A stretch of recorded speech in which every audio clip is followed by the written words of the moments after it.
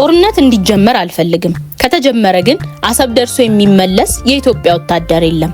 ይህንን ያሉት የቀድሞ የኢትዮጵያ መከላከያ ሰራዊት ጠቅላይ ኤታማዦር ሹም ጀነራል ሳሞራ የኑስ ናቸው።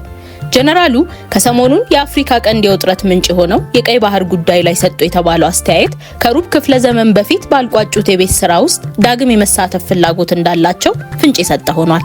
የጠቅላዩን የፓርላማ ንግግር ሁሉንም ሰምቻለሁ። በተለይ የባህር በርን በተመለከተ ስለ ኤርትራ የተናገሩት አንድም የሚወድቅ ሐሳብ የለውም ሲሉ የተናገሩት ጀነራል ሳሞራ እንደ ሀገር የባህር በር ያስፈልገናል፣ ድሮም ቢሆን በፖለቲካው አመራሮች ውሳኔ ለጊዜው ተዳፍኖ የቆየ ይምሰል እንጂ የኢትዮጵያ ሕዝብ ጨርሶ የዘነጋው ጉዳይ አይደለም፣ የጊዜ ጉዳይ ነበር። አሁን ጊዜው ደርሶ ዳግም ተነስቷል። ለአመታት ይሄን ጊዜ ጠብቅ ነበር። በምን መልኩ ይነሳል በሚለው ጉዳይ ላይ እርግጠኛ ባልሆንም የአሰብ ጉዳይ ግን አንድ ቀን እንደሚነሳ ምንም ጥርጥር አልነበረኝም ሲሉ ተደምጠዋል። ወደቡን በምን መንገድ መመለስ ይቻላል በሚለው ዙሪያ ከብዙ ሰዎች የተለየ ሐሳብ እንዳላቸው ያልሸሸጉት ሳሞራ የሻዕቢያ ሰዎች ሰላማዊና የድርድር መንገዶችን ይመርጣሉ ብለው እንደማያምኑ ገልጸዋል። እኔ ለ17 ዓመት በትግልና ለ27 ዓመት በመከላከያ ሰራዊት ውስጥ ከወታደር እስከ ጠቅላይ ኤታማዦር ሹም ድረስ በቆየውባቸው ጊዜያቶች ይሁን አሁንም የሻዕቢያን ሰዎች በሚገባ አቃቸዋለሁ። የሻዕቢያ ሰዎች ቁጭ ብሎ ተወያይቶ ችግሮችን መፍታት እንደ ወንጀል የሚቆጥሩ ናቸው። ሽብርን እንደ መፍትሄ ለማድረግ የሚሞክሩ፣ ጦርነትን ህጋዊ አማራጭ ለማድረግ የሚጥሩ ናቸው በማለት ተናግረዋል። ጦርነት ከተጀመረ ውጤቱ ምን እንደሆነ ይታወቃል ሲሉ በልበ ሙሉነት የሚናገሩት የቀድሞ የኤታማዦር ሹም ጀነራል ሳሞራ ሻዕቢያ አሁንም ያላወቀው አንድ ነገር አለ። አሁን ኢትዮጵያን እያስተዳደረ ያለው ብልጽግና መሆኑን የተገነዘበ አይመስለኝም ሲሉ ጠቅላዩ በፓርላማ የተናገሩትን እሳቸውም ደግመውታል። ጀነራሉ በአዋጊነት ስለተሳተፉበት የያኔው የኢትዮ ኤርትራ ጦርነት የታሪክ ሂደት አንስተው በቁጭት ይናገራሉ። ያኔ የተፈጸመው ስህተት ዘላለም የሚያስቆጭ ስህተት ነው። በወቅቱ ግንቦት 4 1990 ዓመተ ምህረት የኤርትራ ወታደሮች በሁለት ኮር በ6 ክፍለ ጦርና በአንድ ሜካናይዝድ የተደራጁ በመድፎችና ታንኮች ታጅበው ባድመንና አካባቢውን በወረሩ ጊዜ ለወረራው በአጸፋ ምላሽ ይሰጥ የሚል ውሳኔ ለማሳለፍ የኢህአዴግ ስራ አስፈጻሚም ሆነ የህዝብ ተወካዮች ምክር ቤት ጊዜ አልፈጀባቸውም ነበር። የኤርትራ መንግስት በበኩሉ በግዛቴ ውስጥ ነው ያለሁት፣ የወረርኩት መሬት የለም በማለት መሳለቁ ትዝ ይለኛል።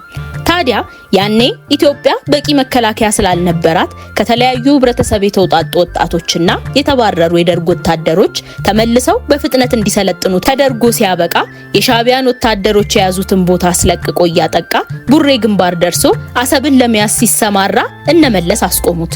ውሳኔው የመለስ ብቻ አልነበረም። እነ ስዩም መስፍንም እነ ስብሃት ነጋም ጦሩ ገፍቶ አሰብን እንዲይዝ አልፈለጉም ነበር። እናም ተመለሱ ተባለ። የትግራይ ወጣቶችን ጨምሮ ከመላው ኢትዮጵያ የተውጣጡ የሀገር ልጆች ለጦርነት እየተማገዱ እያለ ስብሃት ነጋ ከኤርትራ ጀነራሎች ጋር ይገናኝ ነበር። እኛ እናቅም ነበር። በኋላ ነገሩን ስንሰማ በጣም አዘንን። ለትርጉም አልባ ጦርነት በርካታ የኢትዮጵያ ወታደራዊ መኮንኖችና የትግራይ ወጣቶች ያለቁበት ጦርነት ነበር በማለት ታሪካዊ አጋጣሚውን በቁጭት አስታውሰዋል። አሁን ያለው መንግስት ያኔውን ስህተት ይደግማል ብዬ አልጠብቅም። በአጠቃላይ ጦርነት እንዲጀመር ይፈልጋል ብዬ አላስብም። የኔም ፍላጎት ጦርነቱ እንዳይጀመር ነው። ሁሉም ነገር በሰላምና በድርድር እንዲያልቅ ፈልጋለሁ። ነገር ግን ጦርነት ከተጀመረ አሰብን ብቻ ይዞ የሚመለስ ሰራዊት ይኖራል ብዬ አላስብም። ምክንያቱም የሻዕቢያን መንግስት የሚቃወሙ ፓርቲዎች ሙሉ ኤርትራን ከሻዕቢያ አስተዳደር መዋቅር እንዲነሳ ይፈልጋሉ። ይህን ኢሳያስም ሆነ የሻዕቢያ ሰዎች የተረዱ አልመሰለኝም በማለት ተናግሯል። በመቀጠል ሻዕቢያ አሁን የኢትዮጵያ መንግስት የመዋጋት አቅም የለውም፣ ከሆነም ጊዜው አልፏል። አሁን ማድረግ ያለበት ብልጽግናን የሚቃወሙ ኃይሎችን አደራጅቶ በትጥቅና በሎጂስቲክ በማገዝ መዋጋት ነው። ይህ ደግሞ አሁን የጀመሩት አይደለም፣ ቀድሞውኑ የነበረ የሻዕቢያ ዋነኛ ስትራቴጂ ነው። ጽምዶ ተብሎ ከህወሓት ጋር የጀመሩት ነገር አለ። ይህ አዲስ አይደለም፣ ድሮም የነበረ ነው። አዲስ ከሆነም በግልጽ ማድረግ መጀመራቸው ነው። እኛ ከ1990 እስከ 1992 ከሻዕቢያ ሰራዊት ጋር ጦርነት እያደረግን እኮ እነ ስብሃት ከሻዕቢያ ጀነራሎች ጋር ይገናኙ ነበር። ብልጽግና የባህር በር አጀንዳን ማቀንቀኑ ከምን የመነጨ ይመስሎታል? በትክክል አምነውበት ነው ወይስ ለአንድ ሰሞን አጀንዳ የማድረግ ፍላጎት ኖሯቸው ነው ተብሎ የተጠየቁት ሳሞራ አነጋጋሪ የሆነ ምላሽ ሰጥተዋል። ዶክተር አብይን ድሮም አውቀዋለሁ የሚሉት ሳሞራ ከአሰብ መታጣት ጋር የተለየ ቁጭት ከሚያሳድሩ ወታደራዊ መኮንኖች መካከል አንዱ እንደሆነ ይናገራሉ። እኔ አብይን አሁን አይደለም የማውቀው። ኢንሳ ላይ ያለ በስራ ምክንያት እንገናኝ ነበር።